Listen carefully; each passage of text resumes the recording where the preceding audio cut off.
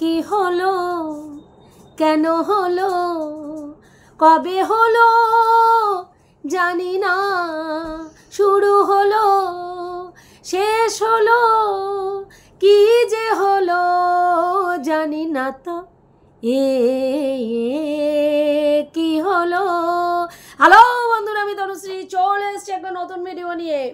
আর আজকে যেই ব্যাপারটা নিয়ে কথা বলতে এসেছি সে হচ্ছে না আমাদের ওয়াইটির ফোকলা চরণ এবং তার সঙ্গে চিনু সুন্দরী।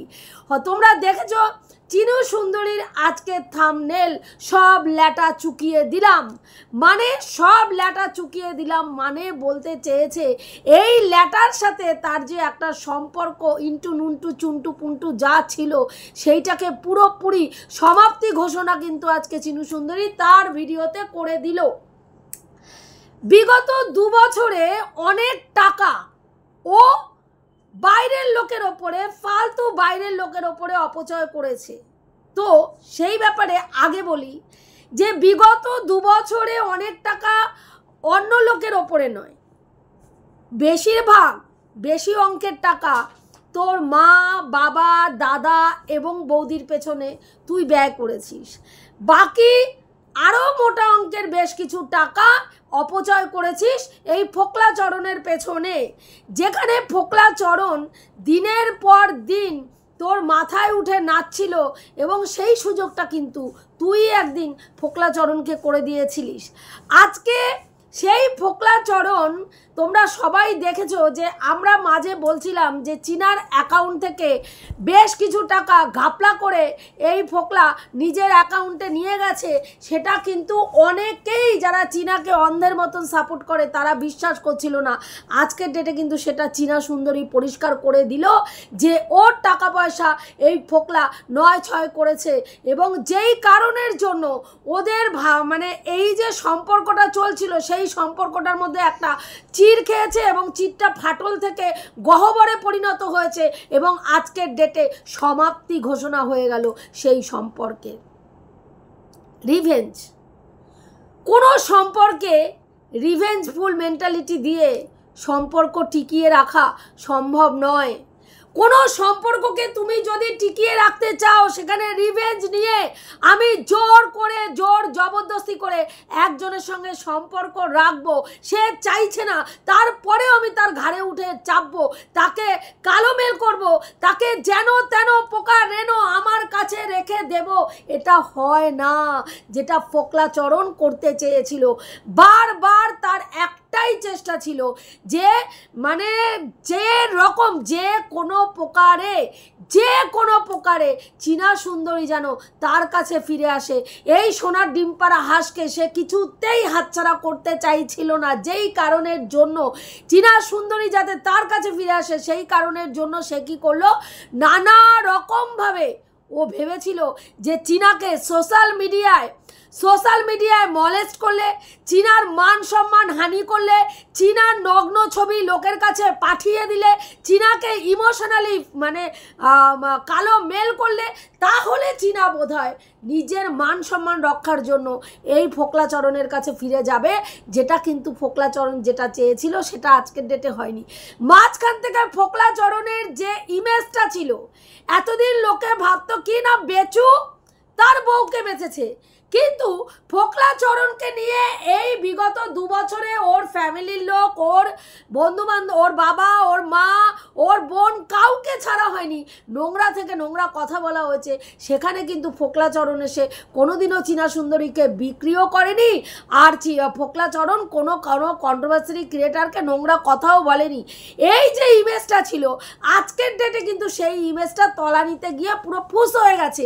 আজকে ফোকলা চরণের চরিত্রের গঠনটা কি, এতদিন যতটা খারাপ ছিল আজকের ডেটে কিন্তু আরও তার থেকে খারাপ কন্ডিশনে ফোকলা চরণ এসে দাঁড়িয়েছে। এতদিন বউচোর, কবিতা চোর, লম্পট, ছ্যাঁচোর, টাকা চোর, জামা কাপড় চোর, খাওয়ার চোর, যাবতীয় চোর সব চুরিবিদ্যার সঙ্গে এই ফোকলাকে কিন্তু কি করা হয়েছিল, জোড়া হয়েছিল। আজকের ডেটে তার সঙ্গে আরও কিছু ইনক্লুড হয়েছে, সেটা হচ্ছে লম্পট, ছ্যাঁচোর, মানে নোংরা চরিত্রের ইতর, কুলাঙ্গার, আরও অনেক অনেক অনেক কিছু কিছু কিন্তু আজকের ডেটে জুড়েছে ওর নামের সাথে, কারণ সেটা ওই সুযোগ করে দিয়েছে।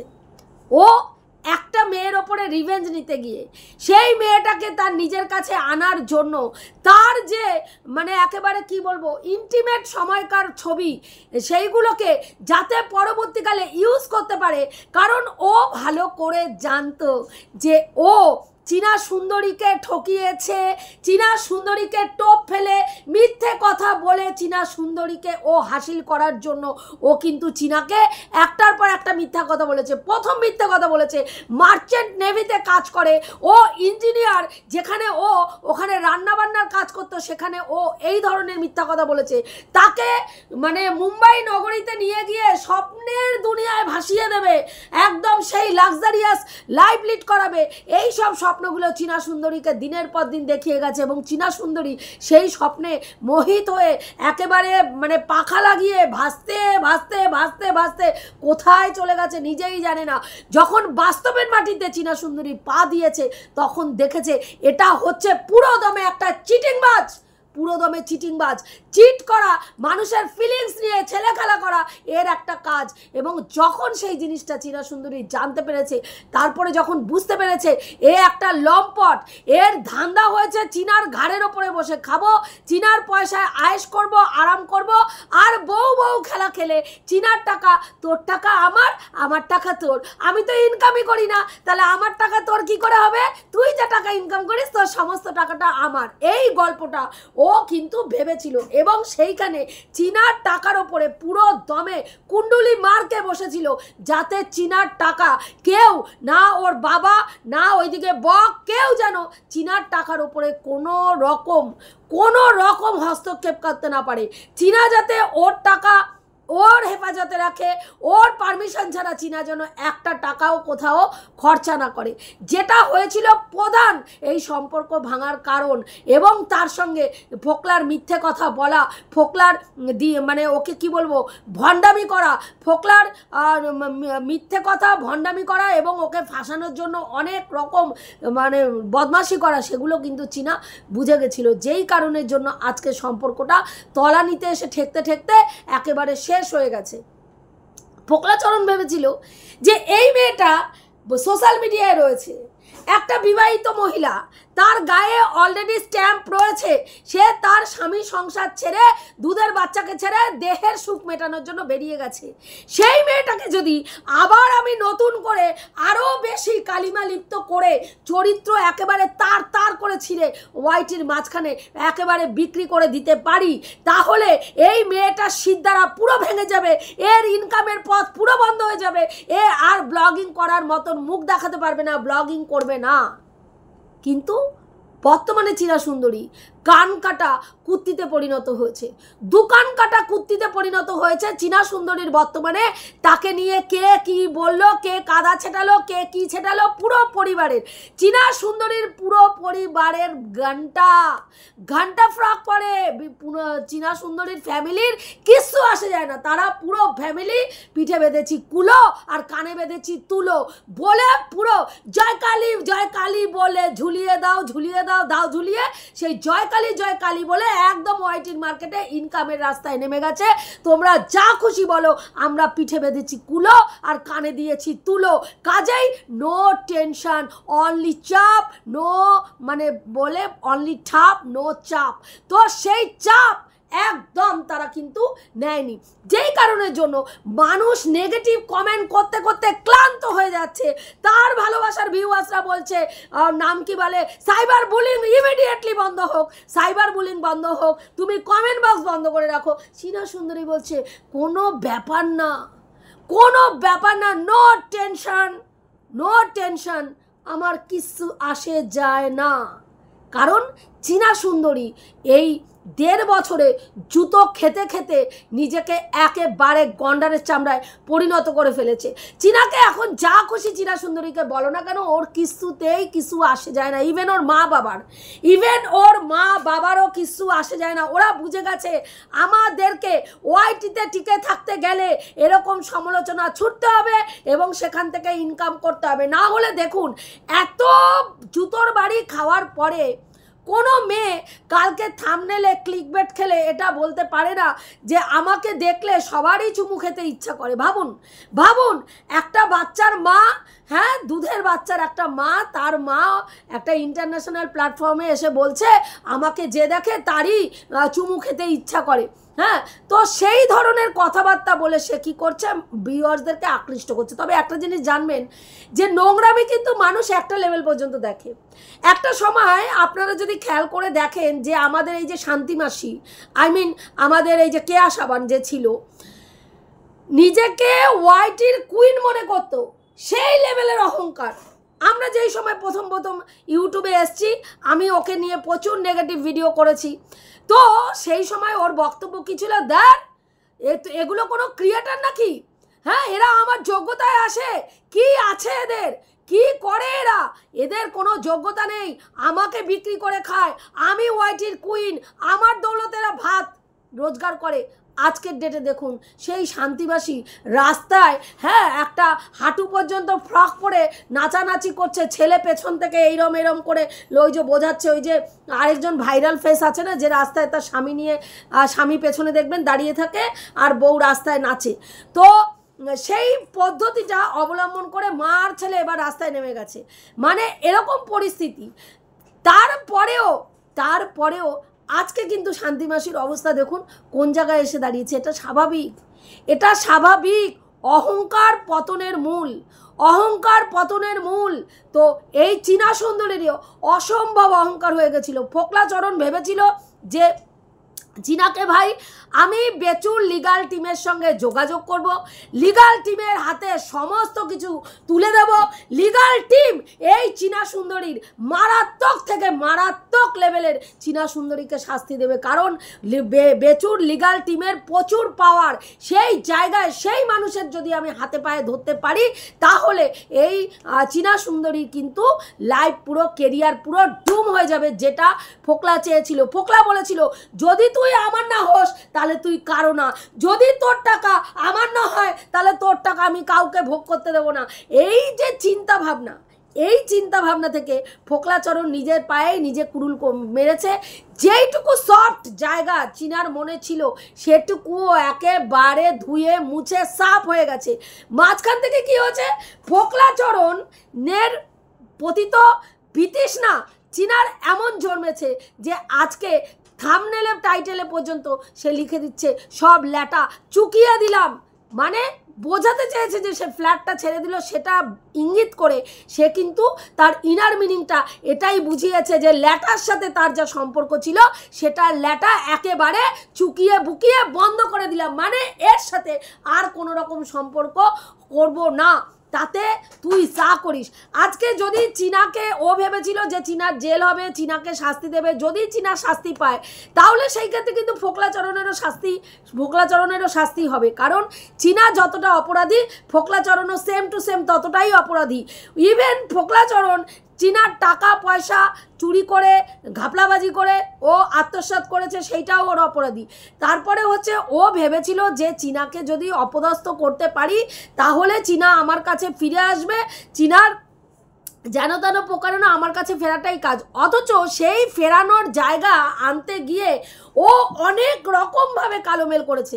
কখনো হাত কেটেছে, কখনো তোমরা দেখেছো যে লাইভে উঠে গেছে, স্ট্রিম লাইভে উঠে ওর পুরো বক্তব্যগুলো সুন্দরভাবে পরিবেশন করেছে, যেগুলো সবার কাছে একদম প্রমাণ হিসাবে স্ক্রিন রেকর্ড করে প্রত্যেকে যত্ন সহকারে তাদের কাছে তুলে রেখেছে।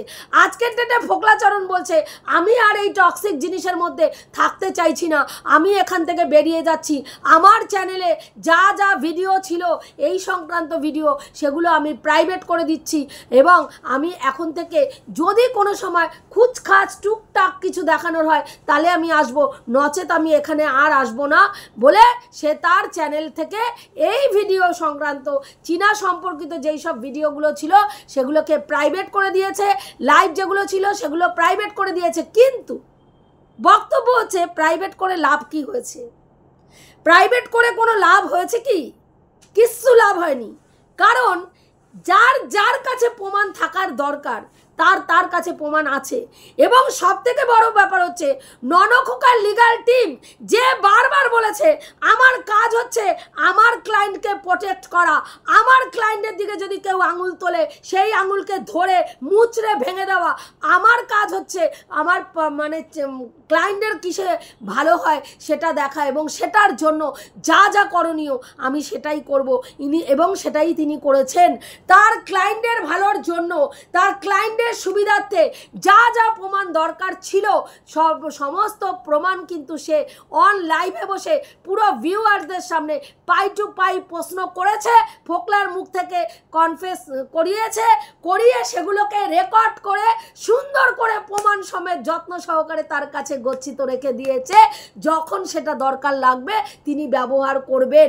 আর মাঝখান থেকে ফোকলাচরণ নিজের পায়ে নিজে কুড়ুল মেরে চিনার লাইভ ডুম করতে গিয়ে নিজের লাইভ ডুম করে এখন হাতে বাটি নিয়ে বসার মতন প্রস্তুতি নিয়ে দাঁড়িয়ে পড়েছে এবং ভিউয়ারদের কাছে এসে বলছে আমি এই টক্সিক মানে ব্যাপারের মধ্যে আর থাকতে চাই না, আমি এখান থেকে বেরিয়ে যাচ্ছি, আমার আর এইসব ভালো লাগছে না এইটা।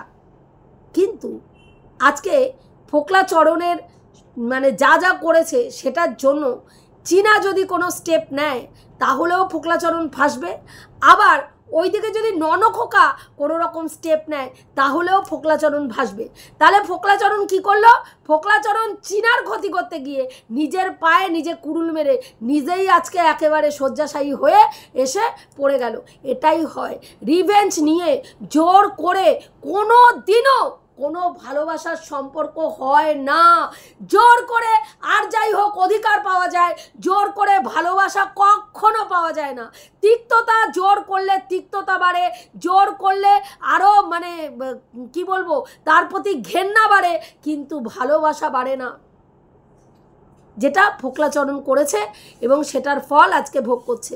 তো আজকে চীনা পরিষ্কার বুঝিয়ে দিল যে তার আর ফোকলাচরণের সঙ্গে কোনো রকম সম্পর্ক নেই, সে ফোকলাচরণের থেকে সম্পর্ক পুরো হাত তুলে নিল এবং এই সম্পর্ক আর কোনো রকমভাবেই সম্ভব না। তো এটুকুই বলার ছিল বন্ধুরা, রাখছি, দেখা হবে নেক্সট ভিডিওতে। প্রত্যেকে ভালো থেকো, তনুশ্রীদির পাশে থেকো। আর ফোকলাচরণের মানে যা যা চিন্তাভাবনা ছিল সেই চিন্তাভাবনায় জল ঢেলে নেপোয় দই মেরে অন্য লোকে মালাই খেয়ে নিয়ে চলে গেল। আর ফোকলাচরণ তাকিয়ে তাকিয়ে দেখলো ফোকলাচরণ কিভাবে ইউজ হলো। ফোকলাচরণ ইউজ করতে গেছিল অন্য আরেকজনকে, ফোকলাচরণ নিজেই ইউজ হয়ে আজকে চলে আসলো। এটা হওয়ারই ছিল। আমরা যেদিন লাইভে উঠেছিল বা কারোর সঙ্গে যোগাযোগ করেছিল আমরা সেদিনই সেটা বুঝতে পেরেছিলাম। কিন্তু ফোকলাচরণ ভেবেছিল এটা করে বোধ হয় আমি চীনাকে হাসিল করতে পারবো, চীনাকে আমার পায়ের তলায় এনে ফেলতে পারবো, চীনাকে আমার কাছে আবদ্ধ রাখতে পারবো, যেটা কখনোই সম্ভব নয়। তো এটুকুই বলার ছিল বন্ধুরা, রাখছি, দেখা হবে নেক্সট ভিডিওতে।